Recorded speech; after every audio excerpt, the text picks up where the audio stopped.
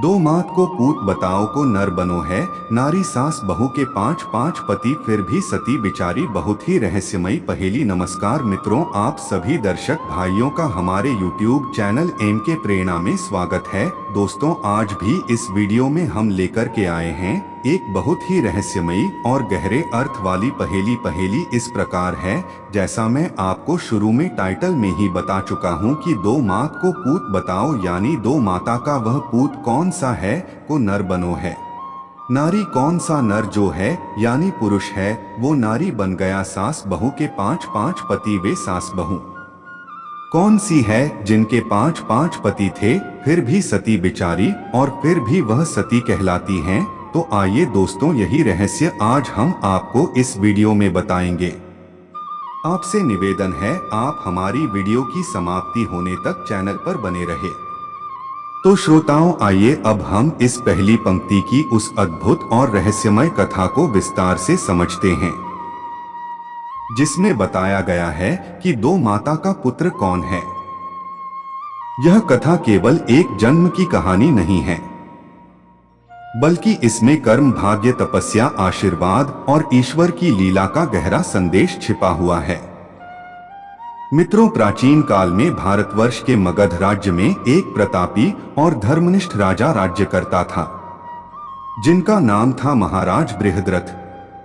वे बड़े ही पराक्रमी, न्यायप्रिय और प्रजावत्सल राजा थे। प्रजा उन्हें पिता समान मानती थी। उनके राज्य में सुख शांति थी, धन धान्य की कोई कमी नहीं थी। परंतु एक बात उन्हें अंदर ही अंदर बहुत दुखी करती थी।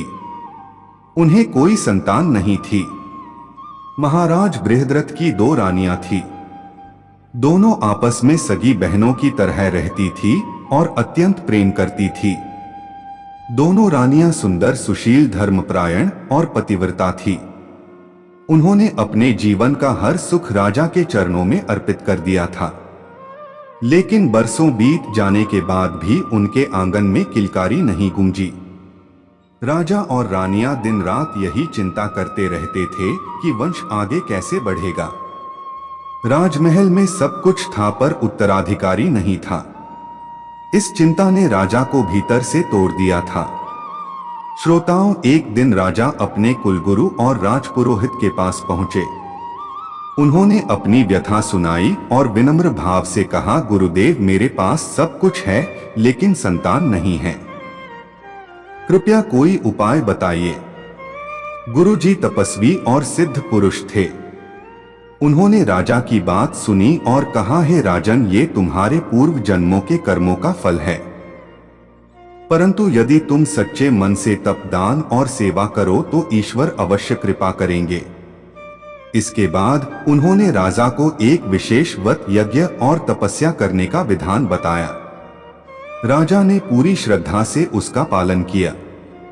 कई महीनों तक उन्होंने कठिन तप किया, ब्राह्मणों को भोजन कराया, गरीबों की सेवा की और भगवान की आराधना की। गुरुजी प्रसन्न हुए और उन्होंने राजा को एक दिव्य आम का फल दिया। उन्होंने कहा, राजन, यह फल ईश्वरीय कृपा से सिद्ध है। इसे अपनी रानियों को खिलाओ, तुम्हें संतान की प्राप्ति होगी। राजा उस फल को लेकर अत्यंत प्रसन्न होकर महल लौटे। रास्ते भर उनके मन में खुशी थी कि अब उनका वंश आगे बढ़ेगा। लेकिन जैसे ही वे महल पहुंचे, उनके मन में एक नई चिंता उत्पन्न हो गई। उन्होंने सोचा, मेरी दो रानियां हैं और मेरे पास केवल एक ही फल है। यदि मैं एक को दूंगा तो दूसरी दुखी हो जाएगी। दोनों से मेरा प्रेम समान है। अब मैं क्या करूं? राजा ने बहुत सोच विचार करने के बाद अंत में उन्होंने एक निर्णय लिया। उन्होंने उस फल को दो बराबर भागों में काट दिया और दोनों रानियों को आधा आधा दे दिया। दोनों रानियां राजा की इस न्यायप्रियता से अत्यंत प्रसन्न हुई। उन्होंने श्रद्धा से उस फल को खा लिया। कुछ समय बाद चमत्कार हुआ। दोनों रानियां गर्भवती हो गई। पूरे महल में खुशी की लहर दौड़ गई। राजा ने बड़े उत्सव का आयोजन किया। प्रजा ने ढोल नगाड़ों के साथ खुशियां मनाई। 9 महीने बाद वह शुभ दिन आया जब दोनों रानियों ने प्रसव किया। लेकिन जो हुआ उसने सबको भयभीत कर दिया। पहली रानी ने आधे शरीर वाले बच्चे को जन्म दिया, सिर, हाथ और धड़ का आधा हिस्सा। दूसरी रानी ने भी उसी प्रकार आधे शरीर वाले बच्चे को जन्म दिया। दोनों बच्चे अधूरे थे। रानियां ये दृश्य देखकर कांप उठी। वे डर गई। उन्हें लगा कि ये कोई अपशगुन है। कहीं ये ईश्वर का कोप तो नहीं, कहीं ये राज्य के लिए अशुभ तो नहीं। राजा भी यह देखकर विचलित हो गया। राजवैद्य, ब्राह्मण, पंडित सब बुलाए गए पर कोई भी स्पष्ट उत्तर नहीं दे सका। डर और अज्ञानता के कारण राजा और रानियों ने एक गलत निर्णय ले लिया। उन्होंने सोचा यदि ये बात प्रजा को पता चल गई तो राज्य में भय फैल जाएगा। बेहतर है कि इसे गुप्त रखा जाए। रात के अंधेरे में दोस्तों उन दोनों अधूरे शिशुओं को कपड़े में लपेटकर जंगल में फेंकवा दिया गया। यह सुनकर आज हमें दुख होता है, लेकिन उस समय लोगों की समझ सीमित थी। उसी जंगल में एक राक्षसी रहती थी जिसका नाम था जरा। वह बहुत शक्तिशाली थी, लेकिन उसके हृदय में करुणा भी थी। वह अक्सर जंगल में भटकती रहती थी। उस दिन वह भूखी थी। तभी उसे कपड़े में लिपटी हुई 2 पोटलियां दिखाई दी। उसने उन्हें उठाया और अपनी गुफा में ले गई। जब उसने पोटलियां खोली तो उसने देखा कि दोनों में अधूरे शिशु हैं, यानी बच्चे हैं। जरा को उन पर दया आ गई। मित्रों, उसके पास भगवान शिव से प्राप्त एक विशेष सिद्धि थी, जिससे वह मृत या अधूरे शरीरों को जोड़ सकती थी। उसने दोनों आधे शरीरों को आपस में जोड़ा। जैसे ही उसने उन्हें जोड़ा, एक अद्भुत चमत्कार हुआ। दोनों हिस्से जुड़ गए, शरीर पूरा बन गया, उसमें प्राण आ गए। वह बालक जीवित हो उठा। जरा आश्चर्यचकित रह गई। उसने उस बालक को पालना शुरू कर दिया। कुछ समय बाद उसे पता चला कि ये बालक मगध के राजा का पुत्र है। वह बालक को लेकर राजमहल पहुंची और सारी कथा राजा को सुनाई। राजा ये सुनकर भावुक हो गया। उसकी आंखों से आंसू बहने लगे। उसने अपनी भूल को समझा और जरा से क्षमा मांगी। राजा ने उस बालक को ससम्मान स्वीकार किया और राजमहल ले आया। क्योंकि ये बालक जरा द्वारा जोड़ा गया था, इसलिए उसका नाम रखा गया जरासंध।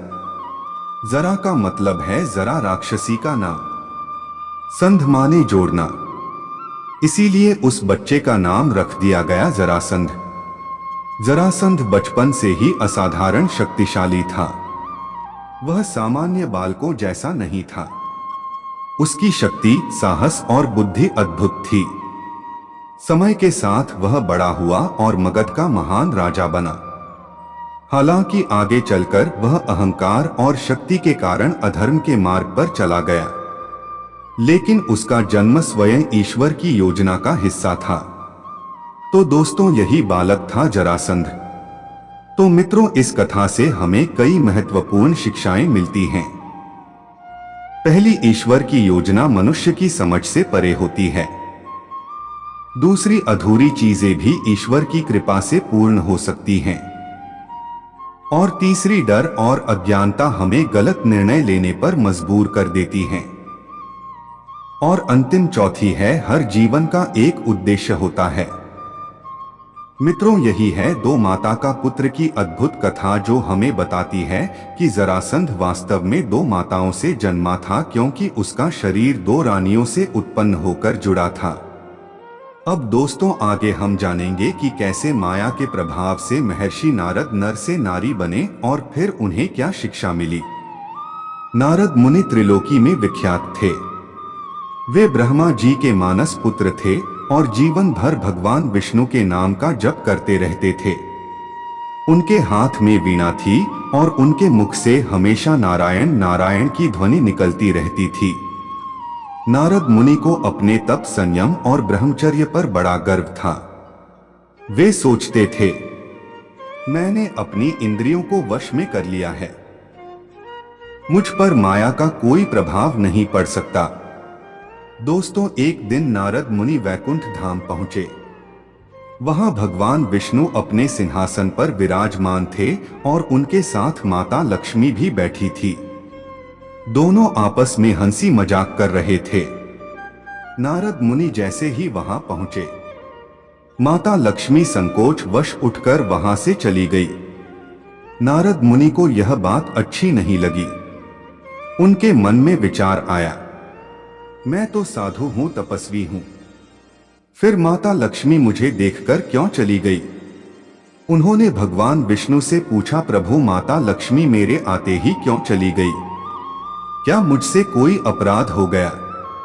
भगवान विष्णु मुस्कुराए और बोले, नारद, ये माया का खेल है, इन बातों में मत पड़ो।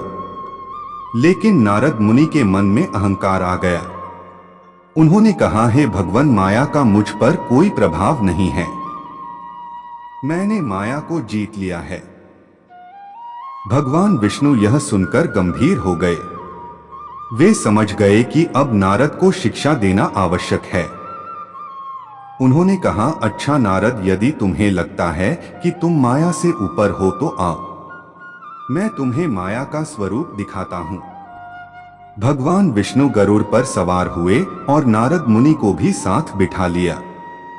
वे दोनों आकाश मार्ग से अनेक लोकों, नगरों, जंगलों और पर्वतों के ऊपर से उड़ने लगे। कुछ समय बाद वे एक सुंदर सरोवर के पास पहुंचे। वह सरोवर अत्यंत मनोहर था। उसका जल स्वच्छ था, कमल खिले हुए थे, पक्षी चहक रहे थे।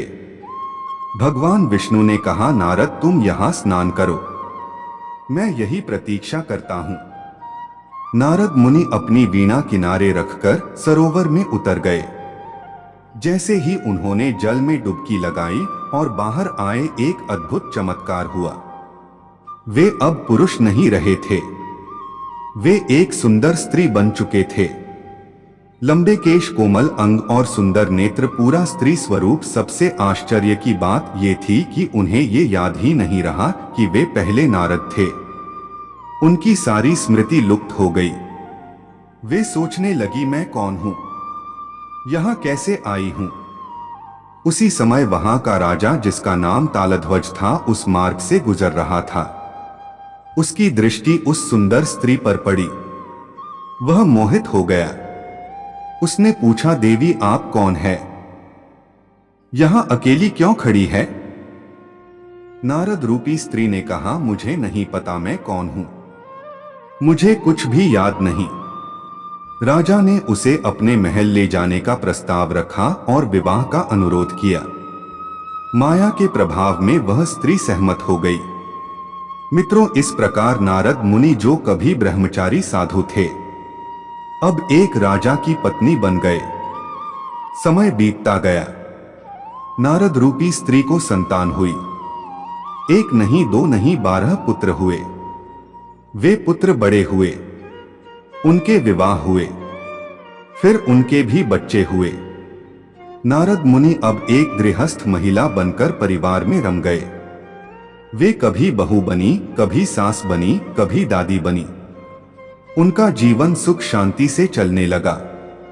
अब उन्हें यह भी याद नहीं था कि वे कभी साधु थे। वे सोचती थी, यही मेरा संसार है, यही मेरा जीवन है। लेकिन मित्रों, माया स्थायी नहीं होती। एक दिन पड़ोसी राज्य ने राजा तालध्वज पर आक्रमण कर दिया। भयंकर युद्ध हुआ। नारद के पुत्र, पौत्र, नाती सब युद्ध में गए। एक एक करके सब मारे गए। राजा तालध्वज भी घायल हो गया। जब यह समाचार नारद रूपी स्त्री को मिला तो वे विलाप करने लगी। उनका हृदय टूट गया। वे युद्ध भूमि में पहुंची और अपने पुत्रों के शव देखकर रोने लगी। उसी समय वहां एक ब्राह्मण आया। वे कोई और नहीं, स्वयं भगवान विष्णु थे। उन्होंने कहा, हे माता, तुम क्यों रो रही हो? इस संसार में कोई किसी का नहीं होता, सब माया है। नारद रूपी स्त्री बोली है, ब्राह्मण देव मेरे सब बेटे मारे गए, अब मैं कैसे जीऊंगी?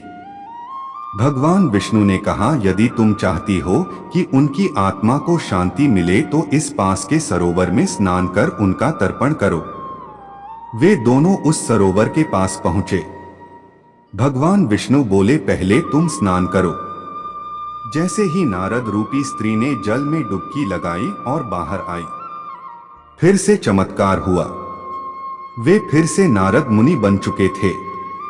वीणा हाथ में, जटाएं सिर पर, तेजस्वी मुख। नारद मुनि सब समझ गए। वे भगवान विष्णु के चरणों में गिर पड़े। उन्होंने कहा, प्रभु मैंने अहंकार किया, मैंने सोचा कि मैं माया से ऊपर हूं, आपने मुझे मेरी औकात दिखा दी।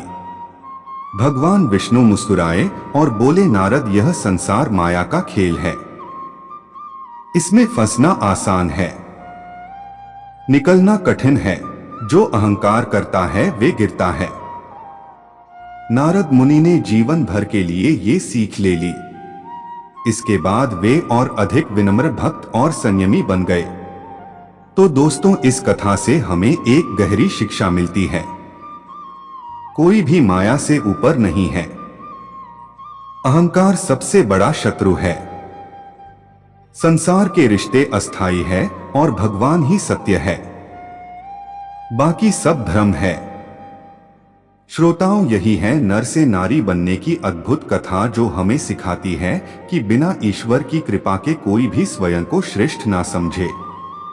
अब आओ दोस्तों, हम आपको बताते हैं सास बहू के 5-5 पतियों की अद्भुत कथा। मित्रों, यह कहानी हमें महाभारत काल की 2 महान नारियों से जोड़ती है, माता कुंती और महारानी द्रौपदी से।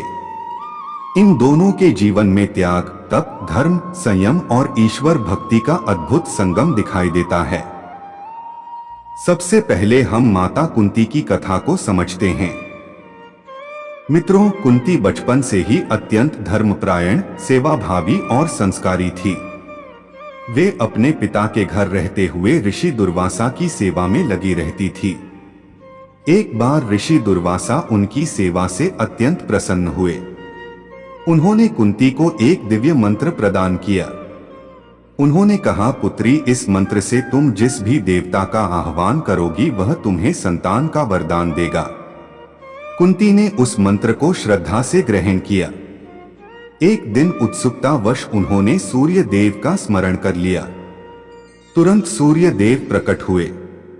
उनके आशीर्वाद से कुंती को एक तेजस्वी पुत्र की प्राप्ति हुई, कर्ण। लेकिन उस समय समाज और परिस्थिति के कारण कुंती को कर्ण को त्यागना पड़ा।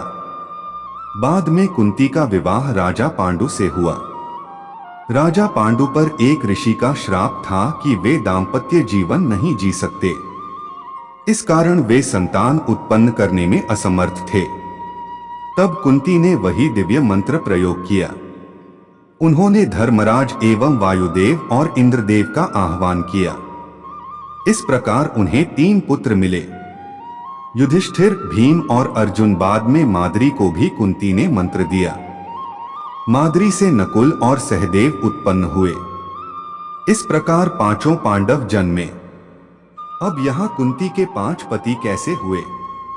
दोस्तों, कुंती ने 5 देवताओं के द्वारा 5 पुत्र प्राप्त किए थे। इस प्रकार प्रतीकात्मक रूप से कहा गया कि कुंती के 5 पति थे, धर्म, वायु, इंद्र और अश्विनी कुमार। इसलिए उन्हें 5 पतियों वाली कहा गया। लेकिन कुंती का जीवन केवल मातृत्व तक सीमित नहीं था। उन्होंने जीवन भर त्याग किया। अपने बच्चों के लिए जंगलों में कष्ट सहे और दर-दर भटकी पर कभी धर्म का मार्ग नहीं छोड़ा। अब आते हैं द्रौपदी की कथा पर। द्रौपदी राजा द्रुपद की पुत्री थी। वे अग्निकुंड से उत्पन्न हुई थी, इसलिए उन्हें यज्ञसेनी भी कहा जाता है। उनका जन्म ही विशेष उद्देश्य से हुआ था, अधर्म का नाश। द्रौपदी बचपन से ही तेजस्वी, बुद्धिमान और साहसी थी। उनका स्वयंवर रखा गया। इस स्वयंवर में शर्त थी कि जो धनुष पर चढ़ी मछली की आंख में नीचे से देखकर बाण मारेगा वही द्रौपदी से विवाह करेगा। ये कठिन कार्य केवल अर्जुन ही कर सके। अर्जुन ने लक्ष्य भेद किया।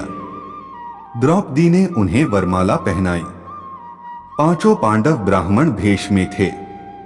वे द्रौपदी को लेकर अपनी माता कुंती के पास पहुंचे। घर आकर उन्होंने कहा, माता, हम एक सुंदर वस्तु लाए हैं। कुंती उस समय अंदर कार्य कर रही थी। बिना देखे उन्होंने कह दिया, जो भी लाए हो आपस में बांट लो। माता का वचन धर्म था। पांचों भाई असमंजस में पड़ गए। अब क्या करें? माता की आज्ञा भी टाल नहीं सकते। द्रौपदी भी धर्मनिष्ठ थी। उन्होंने इसे भगवान की इच्छा माना और इस प्रकार द्रौपदी 5 पांडवों की पत्नी बनी। उधर बताया कि जब कुंती ने घूम करके देखा द्रौपदी की ओर तो वह भी बड़ा आश्चर्य में पड़ गई। ये मैंने क्या कह दिया?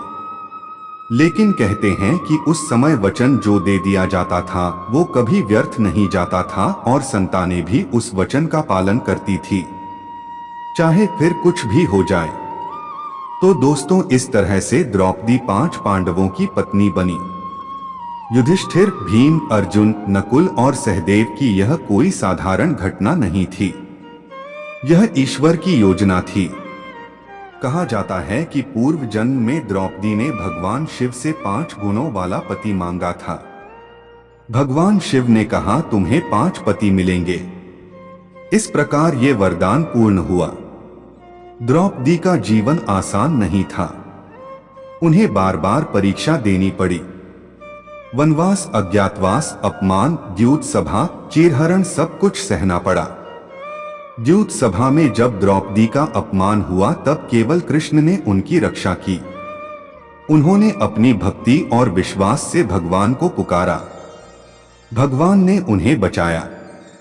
द्रौपदी ने कभी अधर्म स्वीकार नहीं किया। वे हमेशा न्याय के पक्ष में रही। उन्होंने अपने पतियों को धर्म के मार्ग पर चलाया। कुंती और द्रौपदी दोनों ही स्त्रियां अद्भुत थी। एक मां बनकर, एक पत्नी बनकर, एक मार्गदर्शक बनकर दोनों ने समाज को यह सिखाया कि नारी केवल सहनशील नहीं शक्तिशाली भी होती है। दोनों के जीवन में 5-5 पुरुष जुड़े, लेकिन उनका चरित्र कभी कलंकित नहीं हुआ, क्योंकि उनका हर कार्य धर्म पर आधारित था। इस कथा से हमें ये शिक्षाएं मिलती हैं दोस्तों। पहली है, नारी का सम्मान कर्म से होता है, रिश्तों की संख्या से नहीं। और दूसरी शिक्षा है, धर्म के साथ किया गया हर निर्णय पवित्र होता है। और तीसरी, त्याग ही सच्ची शक्ति है। और चौथी है, ईश्वर की योजना हमेशा कल्याणकारी होती है। मित्रों, यही है सास बहू कुंती और द्रौपदी की महान गाथा, जिसने इतिहास में नारी शक्ति का अमिट उदाहरण स्थापित किया। अब आइए अंत में आगे हम आपको बताते हैं और जानते हैं फिर भी सती बिचारी इसका वास्तविक अर्थ और द्रौपदी के त्याग की अंतिम परीक्षा। मित्रों, यह पंक्ति सुनने में जितनी साधारण लगती है उतनी ही गहरी पीड़ा, त्याग और धैर्य की कहानी अपने भीतर समेटे हुए है। यह पंक्ति हमें बताती है कि चाहे कोई नारी कितनी ही महान क्यों ना हो, चाहे वे कितनी ही शक्तिशाली क्यों ना हो, फिर भी उसे जीवन में अनेक बार परीक्षा देनी पड़ती है। और इस परीक्षा की सबसे बड़ी मिसाल है द्रौपदी। द्रौपदी कोई साधारण स्त्री नहीं थी। वे अग्नि से उत्पन्न हुई थी। उनका जन्म भी अधर्म के नाश के लिए हुआ था। उनके भीतर साहस था, उनमें बुद्धि थी, उनमें तेज था, उनमें आत्मसम्मान था। फिर भी उनका जीवन कष्टों से भरा रहा। जब वे 5 पांडवों की पत्नी बनी तब लोगों ने उन पर अंगुलियां उठाई। समाज ने प्रश्न किया, आलोचना की, लेकिन द्रौपदी ने कभी अपने धर्म से समझौता नहीं किया। उन्होंने हर परिस्थिति को भगवान की इच्छा मानकर स्वीकार किया। उनका सबसे बड़ा दुख तब शुरू हुआ जब पांडवों ने जुए का खेल खेला। युधिष्ठिर धर्मराज कहलाते थे, लेकिन उस दिन वे मोह में फंस गए। एक एक करके वे सब कुछ हारते गए, राजधन, भाई, और अंत में द्रौपदी, जिस स्त्री ने अपना पूरा जीवन पतियों के लिए समर्पित कर दिया, उसी स्त्री को दांव पर लगा दिया गया। ये द्रौपदी के जीवन की सबसे बड़ी परीक्षा थी। द्यूत सभा में उन्हें घसीट कर लाया गया, सबके सामने अपमानित किया गया। दुर्योधन और दुशासन ने उनका अपमान किया। पूरी सभा मौन थी, कोई भी उनका साथ देने को आगे नहीं आया। भीष्म, द्रोण, कृपाचार्य सब चुप थे। उस समय द्रौपदी ने धर्म से प्रश्न किया, क्या एक हारा हुआ व्यक्ति किसी और को दांव पर लगा सकता है? लेकिन कोई उत्तर नहीं मिला। द्रौपदी का चीर खींचा जाने लगा।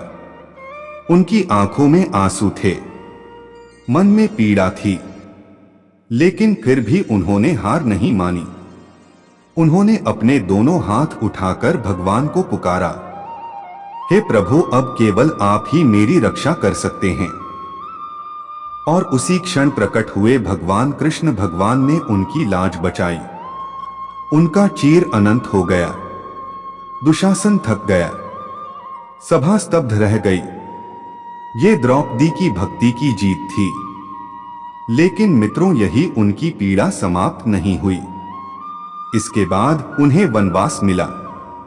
13 वर्षों का कष्ट, जंगल का जीवन, भूख प्यास, असुरक्षा और अपमान, ये सब कुछ सहना पड़ा। वनवास के दौरान भी द्रौपदी ने कभी शिकायत नहीं की। वे अपने पतियों का मनोबल बढ़ाती रही। जब अर्जुन निराश होते, वे उन्हें प्रेरणा देती। जब भीम क्रोधित होते, वे उन्हें संयम सिखाती। जब युधिष्ठिर दुखी होते, वे उन्हें धर्म का स्मरण कराती। वे केवल पत्नी नहीं थी, वे मार्गदर्शक थी, वे शक्ति थी। अज्ञातवास में भी उन्हें अपमान सहना पड़ा। कीचक ने उनका अपमान किया, उन्हें डराया छेड़ा, लेकिन द्रौपदी ने हार नहीं मानी। उन्होंने अपने आत्मसम्मान की रक्षा की। भीम के माध्यम से कीचक का अंत कराया। यह दिखाया कि नारी कमजोर नहीं होती। वह जब जागती हैं तो अधर्म का नाश कर देती हैं। महाभारत के युद्ध के बाद भी द्रौपदी को सुख नहीं मिला।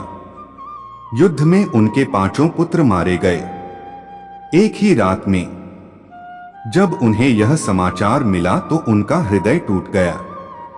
एक मां के लिए इससे बड़ा दुख क्या हो सकता है? लेकिन फिर भी उन्होंने धैर्य रखा। उन्होंने भगवान पर भरोसा रखा। उन्होंने कहा, यह सब कर्मों का फल है। श्रोताओं, अपने जीवन के अंतिम समय में जब पांडव स्वर्ग की यात्रा पर निकले, तब द्रौपदी भी साथ चली। रास्ते में सबसे पहले वही गिर पड़ी। भीम ने पूछा, प्रभु, द्रौपदी क्यों गिर गई? युधिष्ठिर ने कहा, क्योंकि उनके मन में अर्जुन के प्रति थोड़ा अधिक मोह था। यह सुनकर हमें समझ आता है कि द्रौपदी कितनी निर्मल थी। इतना महान जीवन जीने के बाद भी उन्होंने कभी स्वयं को पूर्ण नहीं माना। वे हमेशा आत्मविश्लेषण करती रही। मित्रों, अब समझिए फिर भी सती बिचारी का असली अर्थ। द्रौपदी 5 पतियों की पत्नी थी, महारानी थी, देवी स्वरूप थी। फिर भी अपमानित हुई, ठुकराई गई, कष्ट झेले, त्याग किया, आंसू बहाए, पर कभी धर्म नहीं छोड़ा, कभी मर्यादा नहीं छोड़ी, कभी भगवान से विमुख नहीं हुई। यही सती का लक्षण है। सती वह नहीं जो केवल पति के साथ जले, सती वह है जो हर परिस्थिति में धर्म पर अडिग रहे। द्रौपदी सच्ची सती थी। उनका जीवन हमें ये सिखाता है कि नारी की असली शक्ति उसका चरित्र है। धैर्य सबसे बड़ा हथियार, भक्ति हर संकट को काट देती है। सच्चा सम्मान भीतर से आता है। द्रौपदी आज भी हमें प्रेरणा देती हैं। वे बताती है कि चाहे जीवन कितना ही कठिन क्यों ना हो, यदि विश्वास, साहस और धर्म साथ हो तो मनुष्य कभी नहीं हारता। तो मित्रों, यही है फिर भी सती बिचारी की पूरी गाथा, त्याग की, तपस्या की, धैर्य की और विजय की। तो श्रोताओं, अब तो इस पहेली का अर्थ आप समझ ही चुके हैं, जिसमें मैंने बताया है कि 2 मात का पुत्र जो है वो जरासंध है, और नर से नारी बने कौन? नारद जी। और 5 पति जो थे कुंती और द्रौपदी के थे, और फिर भी वो सती कहलाई। क्यों कहलाई? तो ये सारा अर्थ, सारा रहस्य हमने आपको इस वीडियो में बताया है। अंत में अगर ये पहेली का अर्थ आपको समझ में आया है, अच्छा लगा है, तो कमेंट बॉक्स में अपनी राय अवश्य दीजिएगा। इतना समय देने के लिए आप सभी का बहुत बहुत धन्यवाद। दीजिए इजाजत। मिलते हैं अगली वीडियो में किसी और ज्ञान चर्चा के साथ। तब तक के लिए सब्सक्राइबर, बंधु, दर्शक भाइयों के लिए जय श्री कृष्णा, जय श्री राधे।